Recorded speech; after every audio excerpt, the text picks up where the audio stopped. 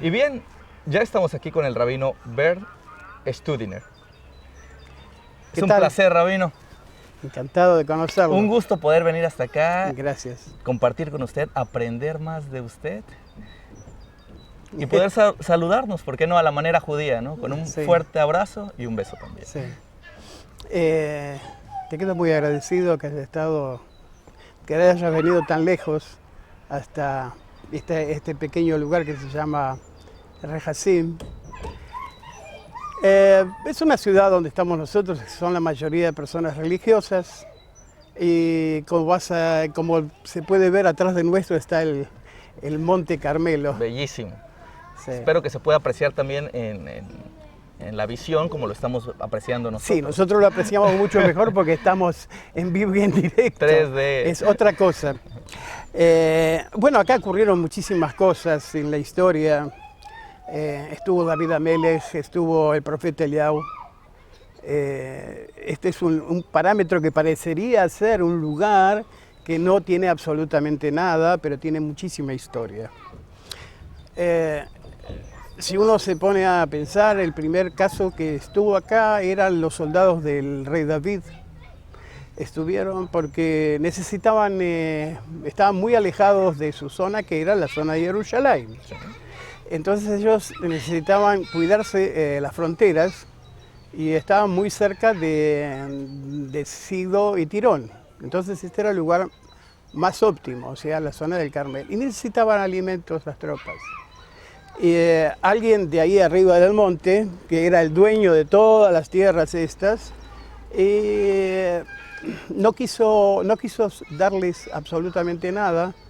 Era el deber de toda persona que estaba en el reino de atender a sus soldados cuando estaban en el viaje. No eran muchos. Atenderlos en el viaje porque necesitaban alimentos. A lo mejor se los compraban, ¿no? Desde luego, pero les proveerían. Sí. Bueno, estos se negaron a proveerle. Este hombre se negó a proveerle y los rechazó y bueno, ahí hubo un pequeño inconveniente. Al final, en un momento, el rey David aparece y combate con esta persona y lo reduce. Y bueno, al final no le quedó más remedio que dar de comer. Por la fuerza, ¿no? No. El rey necesitaba hacer una campaña para cuidarlo a él y él no le permitía. En realidad lo que le estaba haciendo es cuidarle las espaldas a todas las personas. Pero así, el hombre era un poderoso en esta zona, no quería. Se puso en duro, no quiso. Gran parte está en el Tanaj, pero gran parte también está, más que nada está en Midrashim, en el Talmud.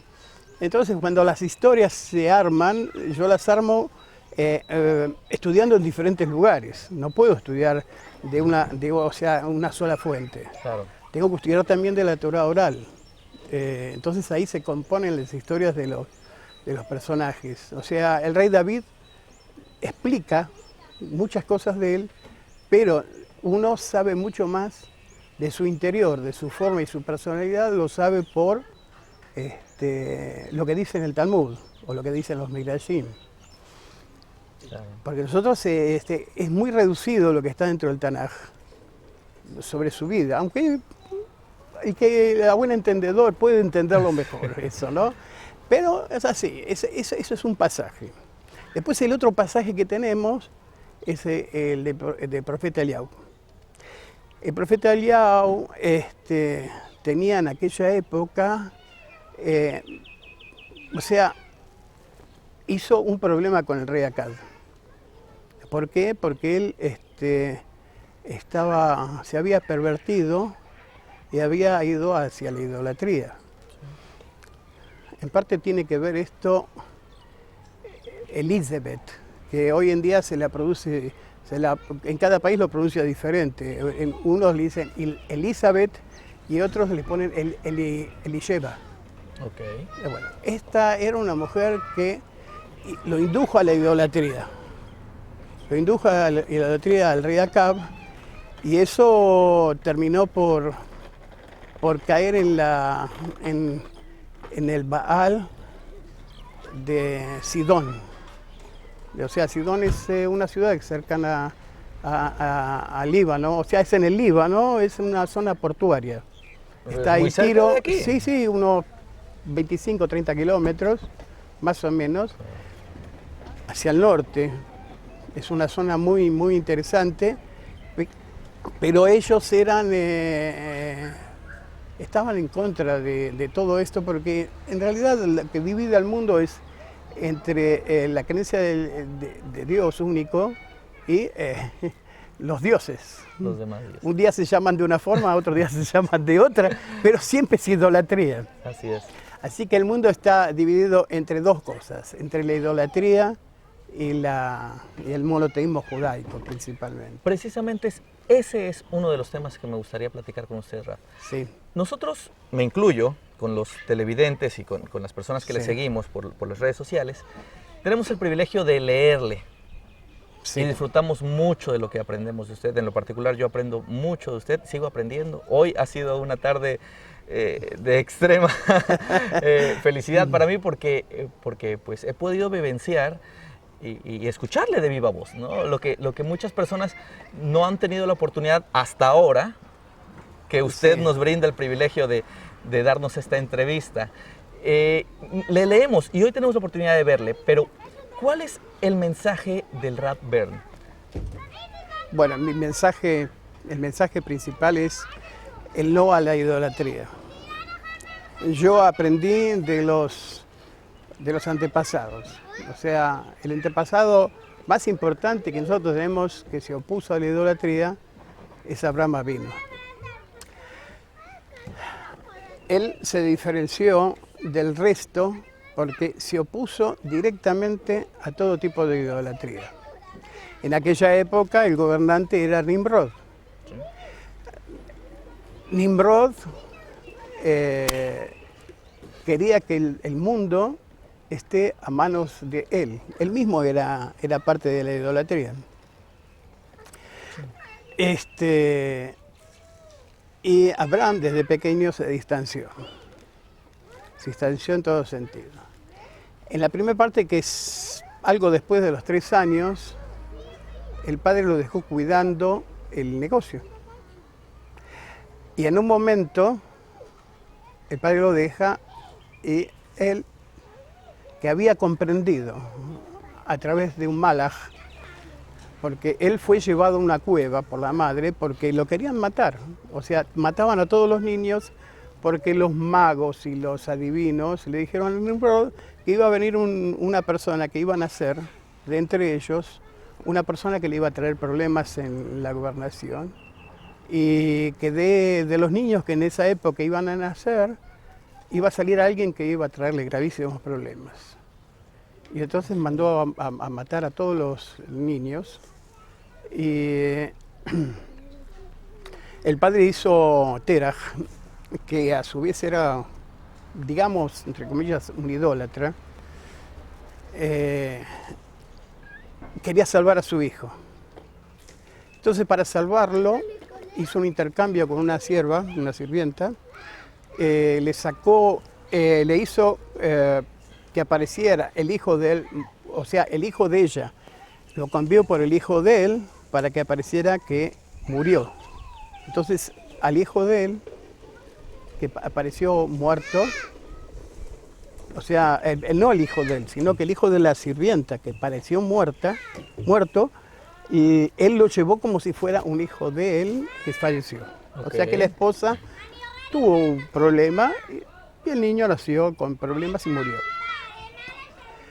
Entonces la madre de Abraham lo lleva junto con el padre, lo llevan a una cueva y lo tienen ahí. ¿Por qué? Si no será... Resguardado. Claro. Y bueno, en todo eso, él cuando empezó a crecer empezó a hacerse preguntas. ¿Quién maneja este mundo? Y empezó a deducir, él por su propia cuenta, de que este mundo había alguien que lo había hecho. Que no era algo normal porque todo sincronizaba. Al principio se asustó, vio que la luz se iba, y dijo, uy, el sol se esconde, se terminó el mundo. Claro. Sí, hay oscuridad. Lo primero que uno podría pensar. Y empezó a pedirle al sol que vuelva. Sí. Al otro día volvió el sol. Y también lo oró a la luna, porque vio la luna. Y así, okay. y no, Le sustituyó. y vio que todos los días después era algo regular. Entonces dice, no, esto es algo automático. Descartado totalmente. Lo vamos a descartar. Y así empezó a ver la naturaleza y esto y lo otro, y vio que detrás de esto es lo mismo que una persona se encuentra en el desierto. En el desierto hoy en día, va una persona y dice, oh, me encontré un reloj Casio. Oh, qué maravilla, se hizo solo. No existe eso. No hay algo espontáneo que cree Claro. un reloj Casio en el medio del desierto. No existe eso. Entonces la persona que me dice, yo no creo en Dios, está bien. Ese reloj es tenés razón. Ese reloj es la creación espontánea que tú hablas. Entiendo. Sí, esa es la creación espontánea. No puede ser. Ese reloj es... Proviene de algún lado. Alguien lo hizo, una mentalidad, algo, una sabiduría, una inteligencia. O un buen razonamiento. Es una inteligencia. Entonces, fíjate vos, este es un reloj. Fíjate el mundo. Fíjate el universo. Fíjate las estrellas. Los cometas. Fíjate todo eso. ¿Quién puede crear una cosa semejante? Muy Y simple, que sea pero muy todo profundo. coincidencia. No hay. No hay nada espontáneo. En el Zohar se habla de la creación del mundo, del Tzimtzum, de esto, del otro. Bueno, ¿qué entendemos de todo esto? Que Hashem creó todo a partir de la nada. Pero a partir de la nada, Él se reduce en el Tzimtzum y crea un poquito pequeño de materia. Quizás como el tamaño de 2-3 milímetros, el tamaño de un grano de mostaza. Algo muy pequeño. Y esto se desarrolla, lo expande y se desarrolla. Ahí estaba, en ese pequeño punto estaba introducido toda la masa del universo. Oh, ¿cuánta masa? En un pequeño punto. Si nosotros miramos en el interior de cualquier elemento, no vamos a ver nada más que enlaces con fuerzas, con átomos, que en la mayoría de los casos lo que vas a ver que la materia es simplemente un montón de vacío. Sí. No existe entre un átomo y su núcleo, existen distancias enormes y todo es vacío. Y lo que une un átomo con otro son fuerzas. Entonces, ¿qué hizo Hashem? Desplegó esto como quien despliega un paraguas. Y esto se expandió. Entonces, en ese mismo momento aparece el tiempo. O sea, en la ecuación nosotros conocemos que existen 3 planos. O sea, ancho, largo y profundo. Okay. Y después aparece el tema, el cuarto. El cuarto es el tiempo. El tiempo es, o sea, nosotros vemos una imagen frenada, ¿sí? Un cuerpo, en un volumen, pero si nosotros vemos a través del tiempo, no es algo fijo. O sea, una persona se va moviendo y ese movimiento, o sea, tiene que ser a través de un tiempo. Sí. Entonces, en el preciso momento que está la creación, aparece el tiempo. Antes no existía el tiempo. Hashem vive, o sea, Hashem existe en un lugar fuera de todo tiempo. Un espacio atemporal. Atemporal, él ve todos los tiempos. Él ve una única imagen. Perfecto. La imagen nosotros la vemos en etapas. Él vio todas las etapas. Es como un profeta que ve más allá de su tiempo. Él ve dentro de 50 años lo que va a suceder. Le da permiso para ver esa parte. Pero Hashem ve todas las partes, ve todas las opciones. Nosotros tenemos el libre albedrío y podemos elegir esto o lo otro. Eso es lo que le sucedió a Abraham. Abraham, cuando era chico, empezó a ver y vio que pasó alguien. Estamos aquí en su barrio. Sí, es en vivo. El buen vecino, como se hace llamar, ¿verdad? Hashem, Y esta es una prueba de ello. Sí, ¿Quién sí. no le conoce aquí, verdad? sí, me conocen como Shahen Esmal, o sea, el buen vecino. Claro. O sea, ese es un mote. Y entonces es que Abraham se dio cuenta de pequeño que había problemas con esto y le dañó todas las estatuas y cosas que tenía el padre. Él se quedó al frente del negocio. Apareció un hombre de más de 40 años y dice, mira, yo quiero comprar un ídolo. Y lo mira el hombre, le dice, ¿usted quiere un ídolo? Sí. Mire, yo quiero un ídolo que sea muy bueno, dice, el mejor, el más lindo. No me importa lo que le voy a pagar, quiero el ídolo. Sí, cómo no, dice. Acá tiene un hermoso ídolo, trajo. Dice, uy, qué bonito. Me parece muy bien, ¿cuánto vale esto? Pero el chico le dice, Abraham le dice, pero usted sabe que este ídolo salió del horno hace 3, 4 horas. Sí. Dice, y usted le va a rezar a él, que fue creado hace 2, 3 horas. Sí. Dice, pero me extraña usted, un hombre tan grande. Esto salió de un horno de un horno de barro. Claro. Y usted se va a hincar ante Es un absurdo. Una estatua, no sé por qué, él dice. Sí. Me parece que, o sea, es una persona muy importante para venderle una cosa así que fue creada ayer. Muy bonito, le dice, pero no sé para qué le va a ser útil. Entonces le dijo, mire, tú eres una persona grande y ¿qué va a pasar? Dice, con esto. Dice, el otro se quedó mirando, dice, y se dio cuenta de que realmente era un absurdo. Le sacó todo del sello de la idolatría y el hombre dice, bueno, muchas gracias y se fue. No es que lo echó ni nada, sino que le hizo ver la realidad. Un razonamiento. Sí, le hizo razonar. Sí, pero directo. Y bueno, después fue el famoso cuento de que tomó un martillo y le bajó todos los hilos al padre. Sí, claro. Se los bajó todos, lo dejó a uno con el martillo en la mano. Y al padre le hizo exactamente lo mismo, pero ya era una burla. Dice, papá, dice, ¿qué pasó acá? Dice, todo un desastre. Le había dejado eso, que era una porquería. Bueno, le pegó un martillazo a todos los ídolos, y dejó uno solo, paradito. Ahí con culpable. Sí, el más grandote le puso con el martillo. Y entonces le dijo, mira, dice, ¿qué pasó acá? Dice, no sé, acá hubo un lío bárbaro, se rompieron unos a los otros, se pelearon, se mataron. Y el último, que era el más grande, se quedó con el martillo y les rompió a los últimos, a todos los que estaban. Y ahí quedó, dice. Los hizo polvo. Dice, pero ¿qué me estás cargando? Le dice el padre. Esto no es una broma, esto no puede ser. ¿Me estás tomando de tonto? No, papá, por favor.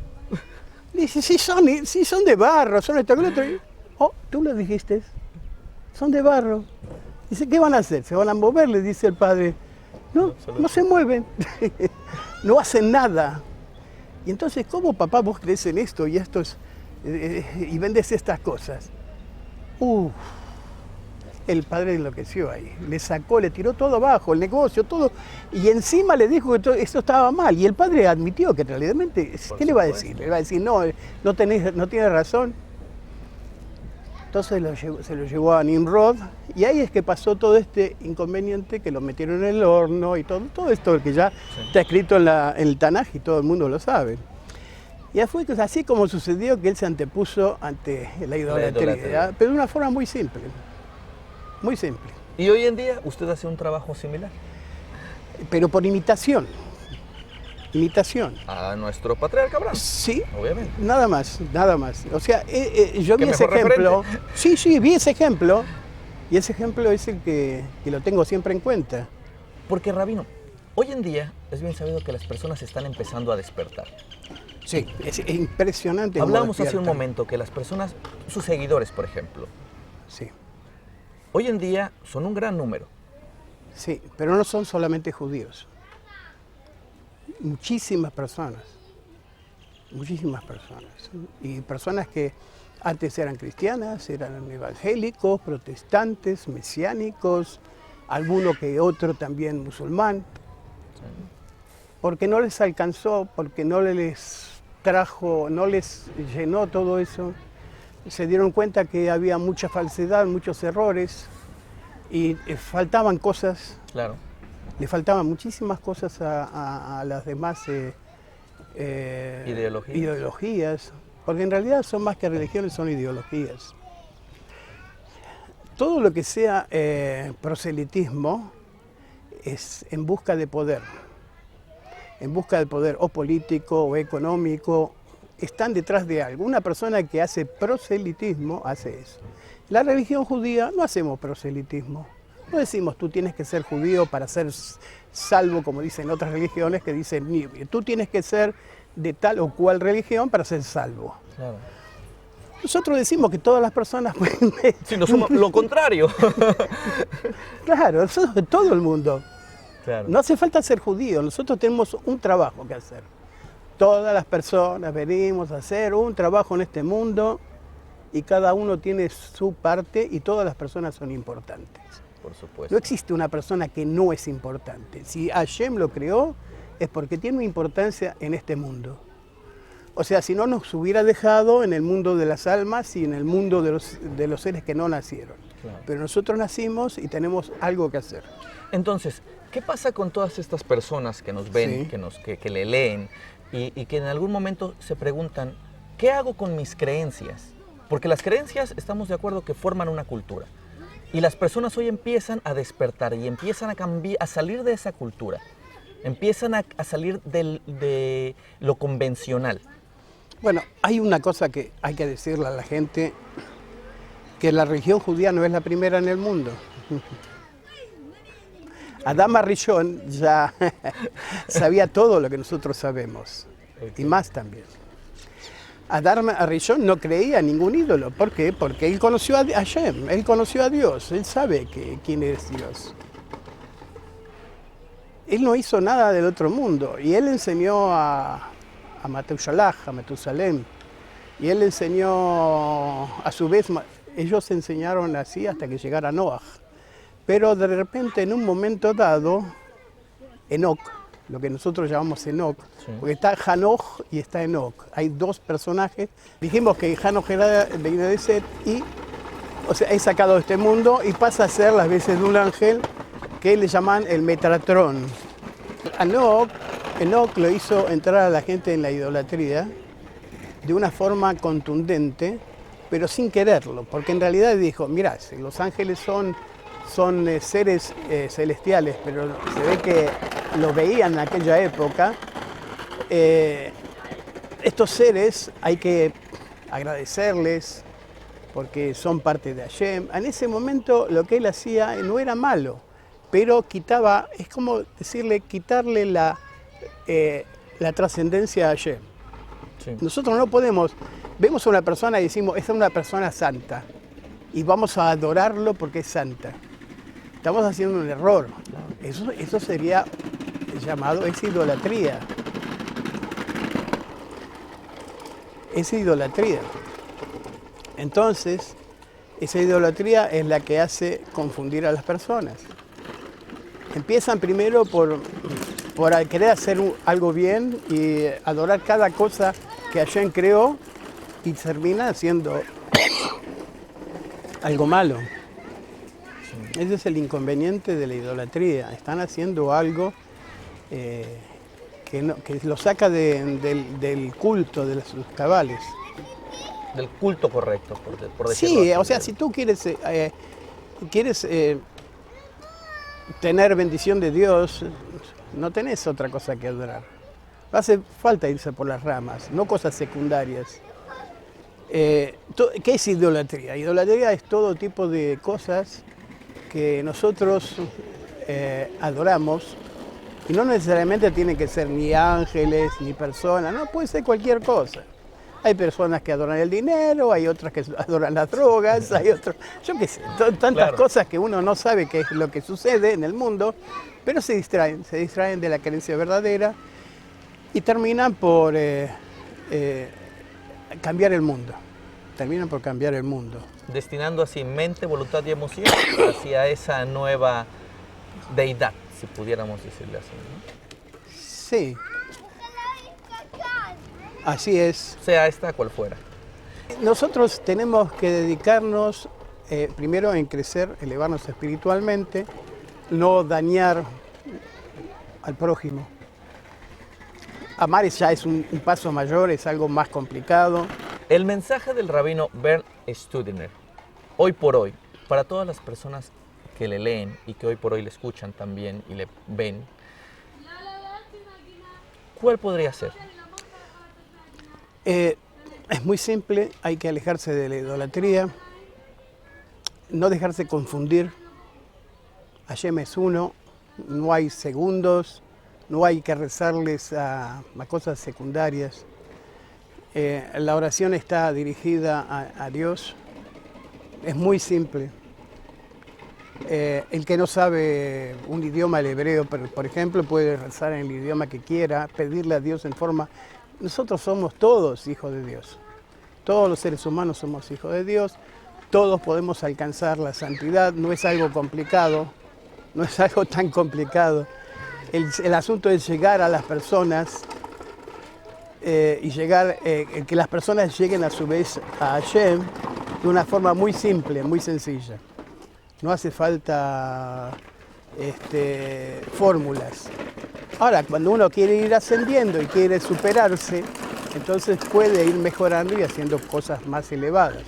Para eso están los estudios. Uno va estudiando y a medida que uno estudia, aprende cosas nuevas y sabe cómo hacer cosas más agradables a Dios y más refinadas hacia el mundo.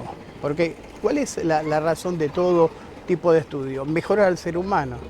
Claro. Mejorar al ser humano. O sea, yo no tengo derecho de mejorar a otra persona porque tampoco lo puedo hacer. Si él no me da permiso, yo no puedo entrar. Si él no me da permiso, yo no puedo hacer absolutamente nada. Dice, uy, usted puede hacer esto por mí. Yo a lo sumo puedo ir a orar a Dios y decirle, mira, por favor, Dios, escúchame, quiero saber que tú le des una mano. Pero también él mismo puede darse una mano orando directamente a Dios. No me necesitan a mí. Pueden hacerlo directamente. O sea, todas las personas tienen la calidad de poder ser un tzadik. No solamente los judíos, también las personas no judías pueden elevarse y llegar a eso. Hay personas que dicen, mire, yo tengo que ser judío para elevarme. No, en absoluto, no tienes que hacer absolutamente nada. Tú tienes que ser, recibirlo a Hashem como es, como son las cosas, y hacer tu trabajo en este mundo. Cada uno viene asignado a un trabajo. Hay cosas que sabemos y hay cosas que no sabemos, lo tenemos que hacer. Nosotros podemos hacer cosas que nos parecen bien. En cada momento se presenta una oportunidad de hacer algo bueno. Nosotros somos los que tenemos que ver si eso hay que cambiarlo o no. Si nosotros tenemos derecho de cambiarlo o no. Y a veces también hay que pensar que las cosas que podemos mejorar nosotros mismos, cuando vemos la opción entre esto y lo otro. O sea, esto es bueno y esto no es bueno. Pero para eso tenemos que aprender cuál es el significado, la diferencia, el límite entre el bien y el mal. Y el límite entre el bien y el mal solo podemos saberlo a través de la Torá. Si nosotros no tenemos la luz de la Torá, no sabemos dónde están los límites. No sabemos qué es el bien y el mal. A veces pensamos, uy, qué bien que está esto, hice algo bueno, y eso es lo que no es nada bueno. Hay veces que no hay que cambiar absolutamente nada para hacer cosas buenas. Y entonces, Rabino, estas directrices para que las personas puedan determinar entre el bien y el mal, ¿cómo se pueden encontrar en la Torá? La Torá es muy simple. Cada mitzvah es una dirección que hay que tomar. Hay mitzvot negativas y positivas. Unas que dicen, hace esto, y otras dicen, no hagas esto. Eso es todo. O sea, ¿qué te dicen? No asesinarás. No hay que asesinar. Que no es lo mismo que no matar. Porque si viene una persona que me quiere matar a mí, primero tengo que matarlo a él para que no me mate a mí. Entonces, eso no es asesinar. Asesinar es matar a alguien con el producto de matarlo en sí, de dañarlo. Pero si uno se va a salvar la vida, es una mitzvah positiva salvarse la vida. Si no, me estaría suicidando. prácticamente. No defenderse es suicidio. Por supuesto. Es suicidio. Las personas tienen que defenderse. Ahora, así como nos defendemos de las cosas de un cuchillo, también nos tenemos que defender de las ideologías que nos dañan. A veces son más asesinas que un cuchillo. Una ideología que nos mata es aquella que nos destruye el alma.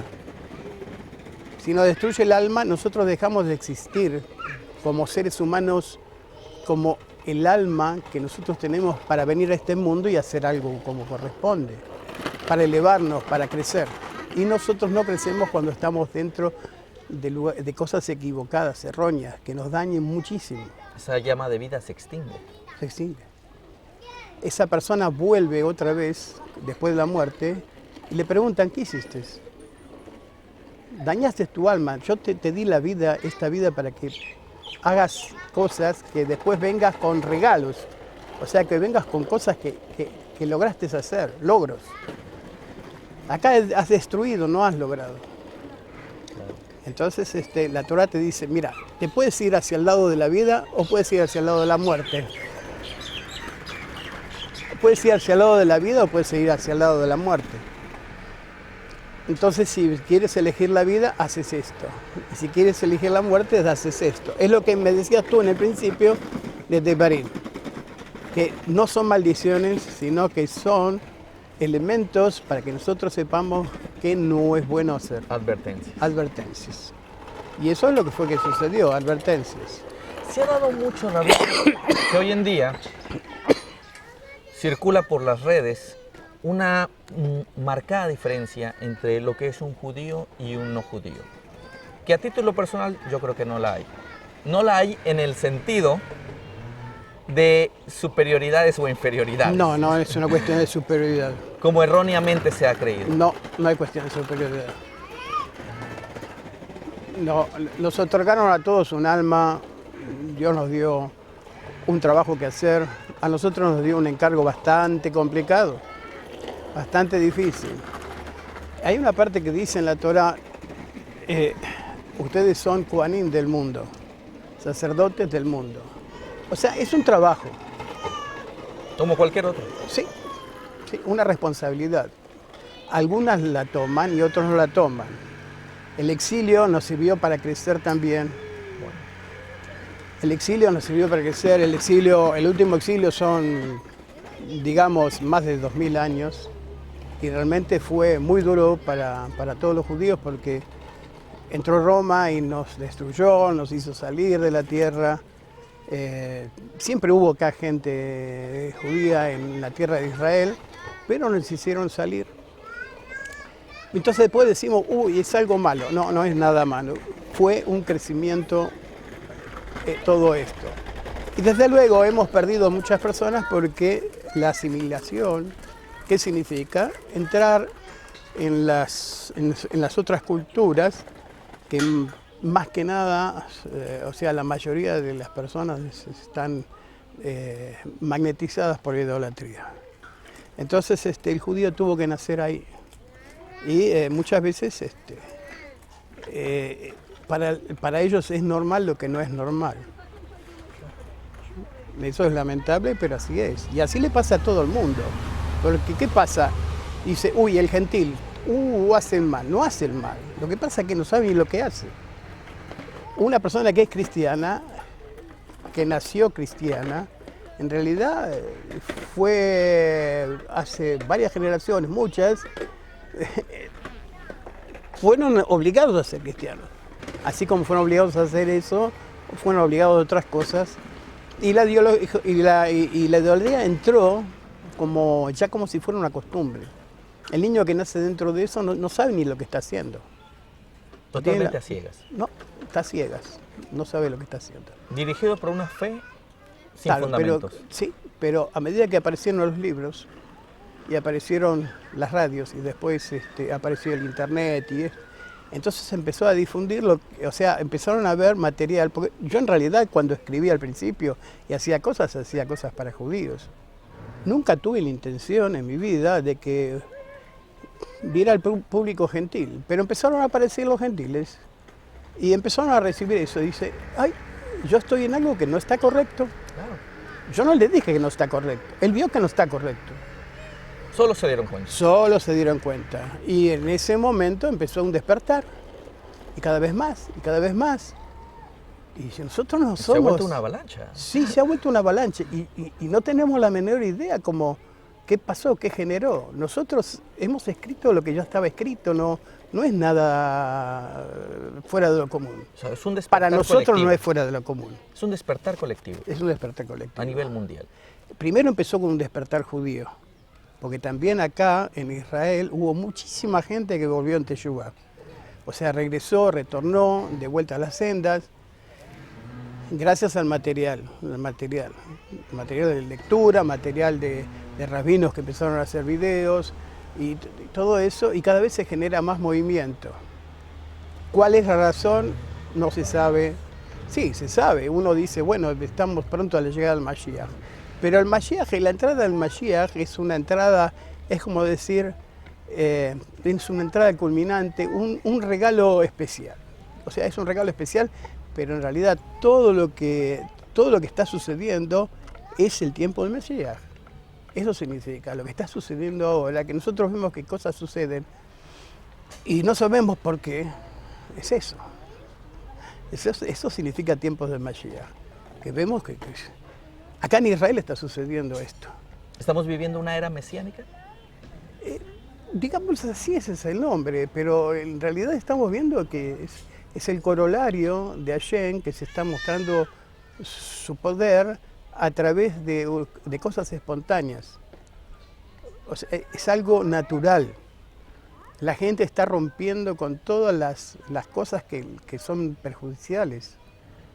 Las personas mismas son las que despiertan todo esto, generan. ¿Es un resultado sociológico? ¿Cultural? No, es un despertar. Espiritual. Espiritual. Totalmente. Totalmente, sí. Un rechazo total a la ¿Qué ha surgido en idolatría. el corazón de Hashem? Hashem les está despertando. Hay algunos que no les llega. Bueno, pero muchísima gente. Y es algo que nos conmueve. Yo a veces escucho de personas que nunca en su vida supieron lo que es Dios. De repente hablar de Él y yo me quedo sorprendido porque aprendo yo de Él. O sea, todo lo que yo aprendo me lo tira abajo. Porque Él de forma espontánea ya lo tiene. Qué bella virtud. No, sí, nace. Acá en Israel está sucediendo cosas raras. A este patrón entonces podemos llamar la intervención directa de Dios Sí. cuidando a su pueblo. No, pero nosotros sabemos que existe eso, Definitivamente. pero la gente no lo sabe y se lo muestran a cada rato y hay muchas personas que esto es la Tzabá. El Tzabá, 39 misiles y la Tzabá no los pudo parar, significa, esto no es. ¿Qué llamas que tanta casualidad, terribles, enormes, cosas que pueden romper edificios completos? No pasó absolutamente nada, más que algunos edificios rotos. Y eso es lo que sucede. Entonces Hashem dice en un momento, déjeme, yo esta batalla la libro yo. Y vemos que la libra él. Definitivamente. Y la libra él inclusive en el retorno de las personas. Entonces vemos que Hashem tiene mensajes, el mensaje no lo traigo yo, sino que lo trae Hashem. Y es este. Sí, mi trabajo es simplemente traer lo que los estudios de las personas que vivieron antes, los mensajes de ellos, pero en realidad es el mensaje de Hashem el que hace traer a la gente. Bendito sea su nombre. Sí, bendito sea su nombre. Así es como suceden las cosas en este mundo. Son simples.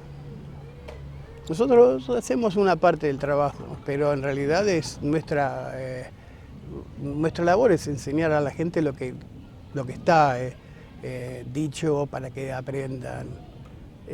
Los judíos tenemos que aprender mitzvot, también los noágicos, que son los gentiles, tienen que aprender sus mitzvot, que no son muchas, son 7, y de las 7 son 6 las que están obligados a hacer, y son muy simples, no matar, no robar, cosas muy sencillas, que cualquier persona tiene que saber que eso no se debe hacer. O sea que no es tan complicado. Y la única cosa que tienen que hacer es no comer partes de un animal vivo. Y eso es todo. Y después juzgar a las personas a través de estas cosas. Las leyes son 7 y de estas se desprenden otras que son, o sea, leyes menores que tienen que ver todo con esas. Ramificadas. O sea, ramificadas, sí, ramificadas. Pero no es complicado y el mundo se da cuenta que no es complicado. Hay algunos que quieren integrar el pueblo de Israel, me parece muy bien, porque una persona que entra al pueblo de Israel, que hace su conversión, pasa a ser un judío con todas las condiciones y es un alma nueva, una persona muy limpia, un alma limpia. Todo lo que él haya hecho en su vida anterior no es pesada, para bien o para mal, no, o sea, no trae nada puesto sobre sus hombros y es un comienzo muy lindo, porque es un comienzo que ya sabe lo que quiere hacer. Es mucho, nosotros nacemos, los judíos nacemos y tenemos una obligación y bueno, hay algunos que nos caemos, perdemos, otros no. No es complicado, pero tampoco es tan sencillo. Cada día subimos, bajamos, un día somos tzadik, otro día no lo somos. Lo hablábamos en ese momento. Tzadik oscila. Oscila, es un retorno constante. O sea, todos los días nosotros tenemos que hacer teshuvah. Todos los días tenemos que hacer teshuvah. Y a través de ella nosotros vamos progresando. Cada golpe que la vida nos da, bueno, en realidad la vida no es el culpable, somos nosotros los que nos damos de bruces contra la vida. Y bueno, tenemos la opción de decir esto está bien, esto está mal. Eso es todo. Hagamos lo bueno entonces, Rafa. Sí, hacer lo bueno, seguir haciendo lo que sabemos hacer, pero lo mejor que podamos hacer. Y ha sido muy bueno estar con ustedes esta tarde. Gracias. De mucho aprendizaje. Que Hashem los bendiga a todos, porque en realidad le pido a Hashem que nos traiga la paz, la felicidad a todos, que tengamos alegría en nuestros hogares y que pronto venga el Mashiach y tengamos el honor, tú y yo también, de estar en el seno del Mashiach. Amén. Y a todas las personas que nos miran. También para ellos. Sí. Que así sea. Igualmente. Hashem los bendiga a todos. Gracias. Un gusto haber estado con usted. Nos vemos en la próxima. Gracias.